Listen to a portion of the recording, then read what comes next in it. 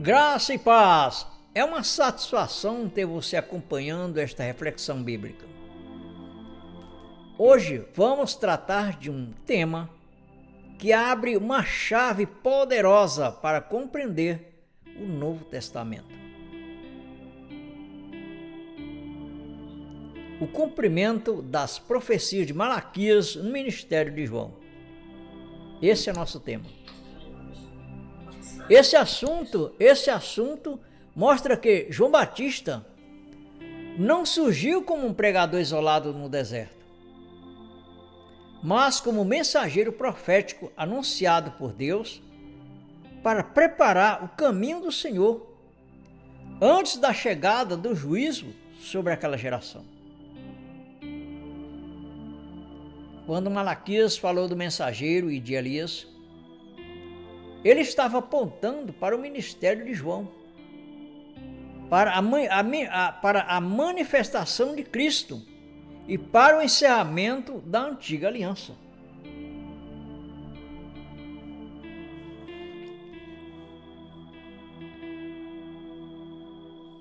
A profecia de Malaquias é, na verdade,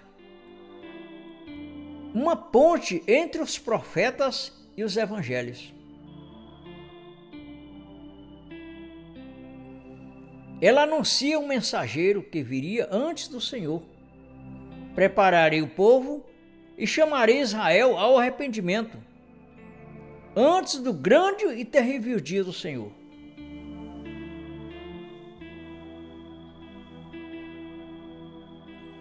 O ministério de João Batista cumpre exatamente esse papel. Ele aparece no deserto, confronta Israel, anuncia a chegada do reino, identifica Jesus como aquele que viria depois dele e avisa que o machado já estava posto à raiz das árvores. Entender isso ajuda a perceber que o juízo anunciado não ficou para um futuro indefinido. Como, por exemplo, para 2026, que seria, no caso, mais de 2000 anos depois. Não. Mas se cumpriu na crise final de Jerusalém, culminando no ano 70 depois de Cristo.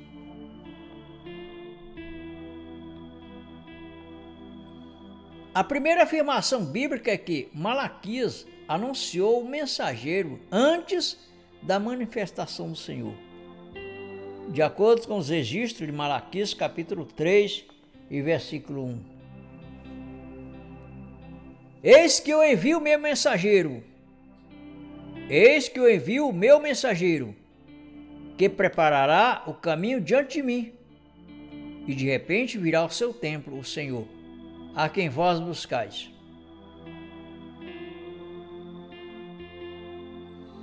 O contexto mostra que esse mensageiro viria antes de uma visita divina marcada por purificação, confronto e juízo.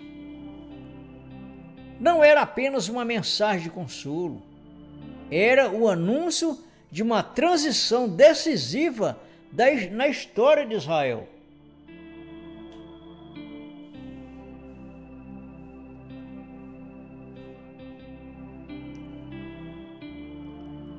O Novo Testamento identifica esse mensageiro como João Batista. Jesus aplicou a profecia diretamente a ele, ao dizer: porque é este de quem está escrito: eis que diante de a tua face envio o meu anjo, que preparará diante de ti o teu caminho. Isso está nos registros de Mateus, capítulo 11, versículo 10.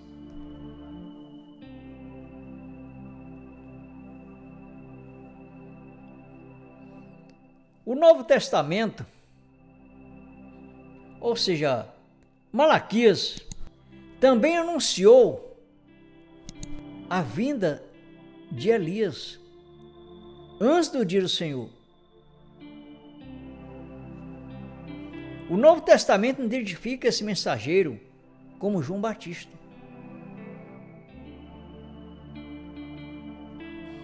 Isso confirma que João foi o cumprimento histórico da voz anunciada por Malaquias. Ele veio antes de Cristo, não para criar uma nova religião, mas para preparar Israel para a chegada do Senhor e para o juízo que acompanharia sua rejeição. De acordo com Malaquias, capítulo 4, versículos 5 a 6, está escrito: Eis que eu vos enviarei o profeta Elias, antes que venha o grande e terrível dia do Senhor, e converterá o coração dos pais aos filhos, e o coração dos filhos aos seus pais, para que eu não venha e fira a terra com maldição. Essa profecia não exigia o retorno físico de Elias, mas a vinda de alguém no espírito e na missão profética de Elias, chamando Israel ao arrependimento do juízo, antes do juízo.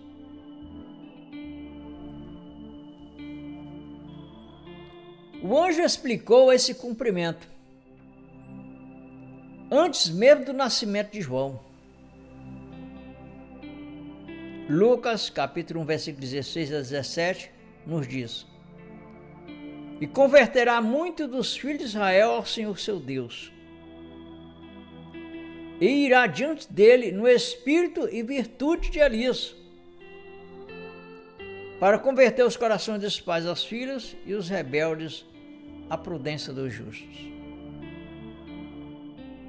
A frase, no espírito e virtude de Elias, resolve o enigma. João não era Elias reencarnado, nem Elias descendo literalmente do céu. João cumpriu a função profética de Elias diante daquela geração. Jesus confirmou isso com clareza. De acordo com os registros de Mateus, capítulo 11, versículo 14, que diz: E se quereis dar crédito, é este o Elias que havia de vir. Depois, ao responder aos discípulos, ele declarou, ou seja, Jesus Cristo declarou, nos registros de Mateus, capítulo 17, versículo 12 a 13, dizendo: Digo-vos, porém, que Elias já veio,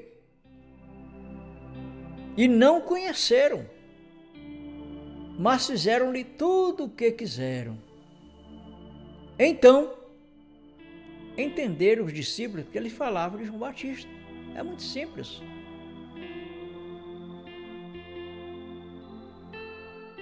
Portanto, esperar outro Elias futuro é ignorar a própria interpretação de Cristo. O Elias prometido por Malaquias já veio em João Batista.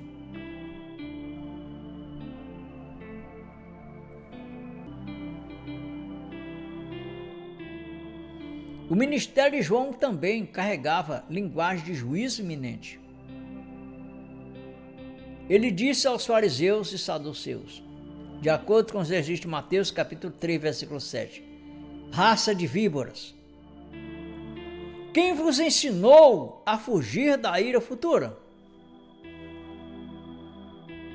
Em seguida afirmou, Mateus 3,10, e também, agora está posto o machado à raiz das árvores. Toda árvore, pois que não produz bom fruto, é cortada e lançada no fogo. A expressão agora mostra proximidade. João não anunciava uma ameaça para milhares de anos depois, mas a chegada do juízo contra a geração que rejeitaria o Messias. Esse juízo se conecta ao grande e terrível dia do Senhor, anunciado por Malaquias, na linguagem profética. O dia do Senhor é visitação judicial de Deus contra uma cidade, povo ou sistema que estava rebelde. Em Israel, esse dia chegou contra Jerusalém, que rejeitou Cristo, perseguiu os apóstolos e permaneceu presa à antiga ordem. Por isso, Jesus disse: em verdade vos digo que todas essas coisas hão de vir sobre esta geração. Assim, João Batista foi o último grande profeta da transição entre a antiga aliança e a manifestação do reino. Ele apontou para o Cristo dizendo, de acordo com os registros de João, capítulo 1, versículo 29, eis o Cordeiro de Deus que tira o pecado do mundo. Mas também avisou que aquele que vinha após ele limparia sua eira. De acordo com os registros de Mateus, capítulo 3, versículo 12, que diz, em sua mão tem a pá, e limpará sua eira, e recolherá no celeiro seu trigo, e queimará a palha com fogo que nunca se apagará.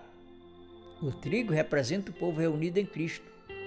A palha representa a antiga ordem julgada e removida. Portanto, meu prezado irmão, minha prezada irmã, foi um grande prazer estar com você espiritualmente neste momento, compartilhando o amor de Deus através dos escritos bíblicos.